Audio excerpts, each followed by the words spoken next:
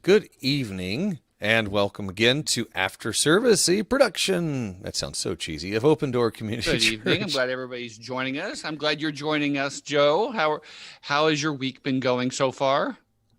I've had a very, a Oh, very, yes. I Yes. don't know if you saw, Yes, I uh, did. Yes, I did. yeah, Oh, mechanics and dealerships and the unprofessionalism that sometimes it's happening in our world. Yeah. yeah, and I think, I'm referencing a post I made on Facebook, which I kind of regretted almost immediately after I shared it, but I was feeling that there's a mistake that I think a lot of us make, that when when we're feeling annoyed or whatever, emotionally kind of cranky, I don't know, that we're like, I feel justified in sharing something. And I don't think what I Oh, shared right. was anything necessarily specifically wrong with it. I just was, 5 hours. Hey, Jen Clark says hello. Hi, Jen. Yeah. So there's, yeah, I mean, if you're friends with me on Facebook, go ahead and you can look at my post, whatever. And if we're not friends on Facebook, reach out. I'm happy to friend you on Facebook. That same with Brian. Brian friends everybody except for those strange Czechoslovakian people that reach out every once in a while. Sam, Brian is staring at his phone right now. I I can am tell. because there was somebody who asked me a question. I'm looking at their questions real quick. Oh, okay, fair enough. Well, just real quick, as you're looking at that, and as we're Got it. continuing the beginning of podcast banter. Hey, Derek, good to see you, sir. Hi, Derek. Good to see you. During the heat, the recent heat, my recently purchased used car just died on the side of the road, and that was really Right. disconcerting. And so the dealership, wanting to do right by me, offered to pay for a diagnostic to be run at a competing dealership that happened to be the dealership that deals with the particular car I bought. So, and they're like, hey, let's figure out what this is. And they provided me a quote on a sticky note, and it was huge. It was very expensive. But I think the point that I was trying to make wasn't the amount, because the amount was shockingly high. But it was more that somebody's asking me to pay over $2,000, and they're giving me a quote on a sticky note. Like, no, we can do better than that. Yeah, I don't know. It was in the grand scheme of the world, it wasn't that big a deal. But man, I had a really rough time yesterday, and grace was not something that I was really thinking. However, because I forgot my laptop, I thought I would be working at that time, and I was stuck with my phone, which was about to die. I just went, this would be a good time to pray. And which kind of made me mad. We a few weeks ago, we talked about, the apostles on the boat, and basically being, say, I don't care what you think, you're going kind of hmm situation. I felt a little like that, like a child where parent was saying, shut up and get in the car. Ouch. Yeah. Which, I at the time, that I felt it, and I'm like, okay, God, I should talk to you more. I'm sorry. And I also felt at the same time, I apologize that most of my prayers start with I'm sorry. Anyway, well, how have you been this week? Oh, pretty good. Pretty good. Um, yeah, it's a weird week with having, you know, the holiday when it fell when it did. Monday felt like a second Sunday, Yeah. so yeah, so it feels later in the week than it is. Feels like Thursday or Friday for me. So Yeah. yeah, but it's been fine. The boys are applying for jobs and doing Dawson's doing a basketball camp and Good. By the yeah. way, Lynn says good evening. Hi, Lynn. Now it's Lynn K, which isn't that. That means it's Fauna. Hey, okay, that's what I thought. Hey, Fauna. Hey. Hi, Fauna. Glad you're joining us. Yeah. The boys had a great time on 4th of July. They went to the beach. That was a great time. You know, I know people were struggling with the not being able to do fireworks, but it was a lot better on our dogs. Yeah. And, But that's right. I forgot that you guys you guys got like a hotel room or we something. got a hotel room. Yeah. Yeah, And- in a business area, so no fireworks. Well, we have a neighbor that likes to set off illegal fireworks behind our house, and there were none, and that was fantastic. And because our dogs, you know, especially one of them is old, and he gets really worked up. However, I don't know. It was a really satisfying 4th of July, and there were no fireworks for us. And I mean, we didn't set any off. We didn't go watch any. I shoveled a lot of gravel, and that was very satisfying and exhausting. Oh, good. But when we were done, we turned on Independence Day, the movie, because I'm the only one in the house who'd ever seen it. Really? Really, yeah. And it, you know, mindless popcorn eating fluff, and it was fun. Back when movies were meant to just entertain you and nothing more. Right. And we had fun with that. And then, you know, shortly after that, Sam fell asleep on the couch, and There you go. so I didn't have to Nice do quiet anything time. else. Yeah, it was nice. All right, banter's over. Banter's over. Let's talk about the message on Sunday. Again, one of my favorite stories. If you and I have some thoughts, a thought, but I want you to give us the elevator speech, and then I'm going to launch in. Sure. So, this is Jesus dealing. This is an issue about racism. The topic here is racism, not really gender, although it touches gender slightly. I mean, the basic story is Jesus goes to a very, very pagan, non-Jewish area. There's a woman there who needs her daughter healed, a demon removed from her. Jesus uses a racial slur at the time, and she has a response. He likes the response, so he heals her. A lot of people use this as see, Jesus is a racist. That's not the case. It's taking the story out of the context of the entire gospel, out of the gospel, the biblical story is all. There's something else going on. And, you know, one of the things that I feel like I do a lot, I know this is a little longer, but I've been thinking about how I'm going to try and say this. One of the things I feel like I'm doing a lot, particularly in the Gospels, is I'm presenting a different worldview, a different narrative.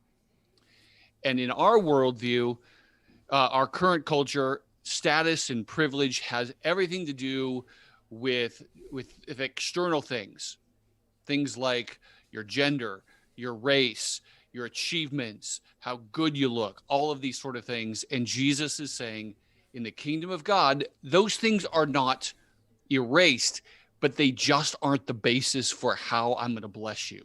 It doesn't matter whether or not you're a Jew or a Gentile, whether you're a woman or a man. None of this stuff matters. What matters is what's going on in your heart. Grace to the humble through Jesus. That's the message. Yeah, what's interesting about Jesus is a racist. So that was never something that came to my mind when I read that. And what it makes me think is that for somebody to come to that conclusion, by the way, I want to acknowledge Fauna said that they had illegal fireworks in her neighborhood, but they didn't last long. Thanks for sharing, Glenn. Fauna. So it suggests to me, going back, that somebody would have to have dug in enough on that scripture to draw that conclusion. That it's you know, when you say, you know, it's certainly derogatory, and this is where, like, by our own terms, we read that and go, well, that's unkind.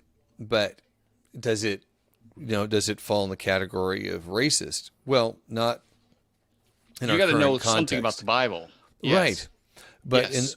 and I think that we ought to allow ourselves to be a little shocked that this is what occurred, and Right. not take it immediately like I did at the surface value, which is, well, that wasn't very nice, but it's certainly not terrible. To no, this is shocking. Yeah. This is It incredibly insulting. I mean, if you can, and I'm not going to share any, but I mean, we all have a sense of certain racial slurs there are that certain these words you days, just don't say. right? So if you imagine that, that Right. that I think it's important to kind of say, what if he would have said this to her, and Right. allow yourself to go, no, that isn't just unkind. That's like what? Right. Uh, Certain I- words in the South in the early 1960s, 1950s. That's the context. right? It's shocking. So I just wanted to kind of bring that in, that because I don't know. I got the sense of where you were coming from there, but I really hoped that other people would understand just how big a deal this was. Right. In And the there are same way, people online that use who there are whole articles. Lots of people come to this and say to argue against Jesus being a good person because he says racial slurs. It's out there. I didn't Right. know that either until I looked at the passage. yeah, yeah, it's He obviously isn't, though. no, and I think that's it reinforces that there's different levels that you can study at. There's that surface level of whatever it says applied to my current context. There's the whatever it says applied at that context. Then there's the subtext that we're not picking up because it's surface based on the context of that time. So you can just keep peeling back the onion to get there. And there's an intention there that you have to, I think, sit with to grasp. So here, What was your thought? Yes. So yeah, I was going to share. This is the thought I had, and it was today as I was thinking more about this. And last week you'd asked me why this was one of my favorite passages, Yeah. and it was difficult for me to put that, to put words around that. And I think as if you look at how the language and the derogatory tone of it, that Jesus is representing a very a perspective that was that was widespread at that time, right? It was and it may not have been shocking for people who felt that way about that group of people. Like, oh yeah, no, that's appropriate. Oh, right. I Right? agree. Yes. The Right. disciples would not have balked at that word. Right. It would be like, well, of course, right? Yeah. But then as he turned that back around and said, basically, you're right. You do have a right to this. Mm-hmm. That, and excuse me for taking so long to come to this, but what came to my mind is no matter what you think in terms of whether a person is deserving or not, God maybe have a different idea about that. Yeah. Yes. Yes. Yep. I agree. Yeah. I think that's what's going on in here. It also reminds me of like the table, like where do you sit at the table? Oh, yeah. The head of the table, if she should be at the end of the table. She's not even sitting at the table, Right. right? And he's ultimately saying, wherever you think you should be, you're probably wrong. And that's what I was getting at with this. I'm saying it in a different way, but it's the same idea, is that how we evaluate who should have the status and the privileges is not the way God evaluates things. He sees things with a different set of criteria.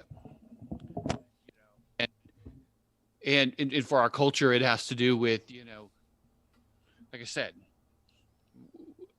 how much have you been oppressed? How much, all that sort of stuff. Or it's what your achievements are. Your microphone's kind of coming in and out. I'm not All sure right. I need to lean back. There we go. Yeah, thank you. Yeah. There we go. So it's all of those things, and God's going, no, I'm going to flip this all on its head. That your evaluation is not right, and that's your point. How Right. God evaluates is not the same. What matters, are you humble? Do you feel like you need Jesus? Will you come to him? There you go. Yeah. That's really, I think, kind of circling back is where, or why I really appreciate this, is that that whole scandalous nature of Christ, Scandalous. spending time with tax collectors, the lowest of the low, the most despicable, ostracized from society, and saying, Right. if you accept me for who I am, then I accept you as you are. Right. Yeah. And I think about, the other piece that I wanted to think about was there's a phrase in Peter and in James, that God gives grace to the humble. And that's just such an axiom that I think follows so much of what the gospel is. God gives blessings, gives grace, gives forgiveness, gives it sonship, all of this stuff to people who say, I don't deserve it, but I know I need it. And so I'm looking to you, Jesus, to give it to me. It's just such a basic, and that's what's happening in this woman. She's like, and she accepts as it sends the derogatory, that I'm not worthy of it, but Lord, I need this. My daughter needs this, and I know you can give it to me, so please do. Yeah. And he goes, that's what I want. That's it. And that's why I was saying, the disciples may have thought of her as a dog, but she's not. She's a child. She is. Yeah. She is blessed. She's treated like a child, not like a dog. Brian, your audio is almost completely gone. It's like you keep bumping something. Weird. Okay, that's better. Let's say hello now and see how we're doing. Hello? Yeah, that's a Hello? lot better. Yeah. Weird. It's like Okay. That's strange. don't wave your hands so much because you bumped something. Wait, there we go. Okay. Don't touch the mic. Yeah, don't touch the mic. You notice that I do not ever touch the microphone. I try not to, but I get excited about this. You definitely get animated, and then I'm like, oh, we're losing him. We're losing him. Oh no! Yay! Yeah, don't okay. get distracted. Focus on And what it's he's interesting. saying. The input on the on my side is better too. So weird. Okay. Yeah. Sorry for the distraction, folks, but this is the nature of things, and those of you who watch us on Sunday mornings also understand that that things are not perfect, and we continue to try to improve. And the gremlins, they exist. They exist. Yeah. So I just, so that's what I wanted to say. It's kind of as a recap. And, I feel like so often what we're doing is we're just presenting a different way of looking at the world. Yeah. The rest of us. The other thing, and we talked a little bit about this on Sunday after the service, I'm going to present it a slightly different way. One of the things that that you have encouraged me to do as I prepare sermons is to consider the different perspectives that are represented in a given story. And, in the case of this one, we have Jesus, we have the apostles, and we have the woman. I think it's important to remember that we, at one point or another, were all that woman. Oh, yeah. And that we have all been in a position of, and we still are, to be quite frank, where we don't have enough, where we're not good enough, where we are certainly, because of sin and because of sin, could easily be dismissed.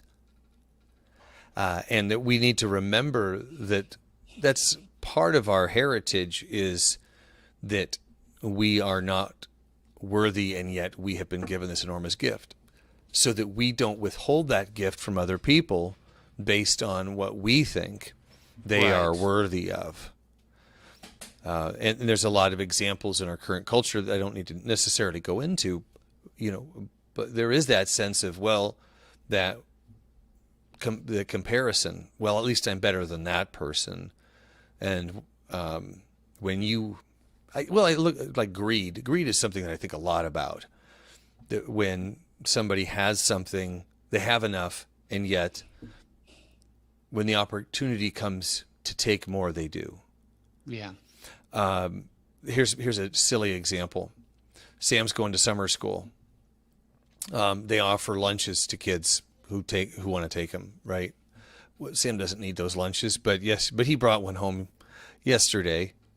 I don't know why, but he did. And it was just a ton of food in there. And I realized, that's because there's kids who are food insecure. Mm-hmm. And there was a part of me that's going, what's in here? What's good? Maybe Sam should bring more of this stuff home. I'm like, I don't need food. I'm really good on food. Mm-hmm. It's so easy. It's so easy to get pulled into.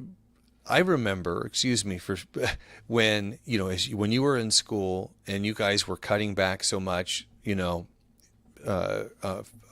guys were very vigilant about monitoring, where's your money going and capturing everything.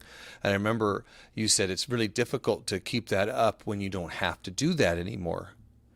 Mm-hmm. And it's easy, unfortunately, to forget how hard it was when it's not hard anymore. Yeah. And to have compassion for people that are still struggling. I love what you said about the woman, and putting ourselves in different roles. That light. Oh, God, that sun is right in your eyes. That's fantastic. Right in my eyes. What strange technicalities we've had today. Okay. Yeah. So it'd be interesting to ask people which position would you put yourself in? Knowing nothing about the passage, would you put yourself in the position of the disciples, or would you put your position in the position of the woman? I would guess most of us would put ourselves in the place of the disciples. But I think we should be putting ourselves in the position of the woman. That's who we want to be like. Because I would imagine the disciples are going, well, yeah, she's a dog. Yeah, she's unclean. She's not part of she's not supposed to get the blessing. Yeah, I'm better than you. We're better than them. Yeah. We're better than them. But that's not who, but Jesus is, and maybe that's why he's using that slur, so that they would be going, right, that's it. And then to flip it and treat her not like the dog, but like a child, must have just twisted their heads. And then he's going to go on this week and he's going to really minister to Gentiles in ways that must have blown their minds, because the things he's doing where he's going are the same kinds of things he was doing in Israel, but he's going to get a better response, which is just, why would he do that? And so, yeah, we're not worthy, but he treats us like we are, which is just shocking. Yeah. I think it's important not to say, I'm a victim. Look at how downtrodden I am. But to say, I'm not worthy. Right. There's a difference there. There is a difference. To say huge difference. Acknowledge your blessings. You have more than you need, and also that if it were not for grace, we are in that position, and we need to not forget that. Right. Yeah. we Because constantly one need is it. just, it's self-defeating, and it's, you're not a victim. I don't even know that she would call herself a victim. She was just a woman in need. Right. Just a Well, need. That's it. Yeah, yeah, of course. I understand that's how you guys view things. Okay, I may or may not agree with it, but here's the deal, Jesus. I need this, and I'm willing to just be humble before you to get it, because I well, need it. yeah.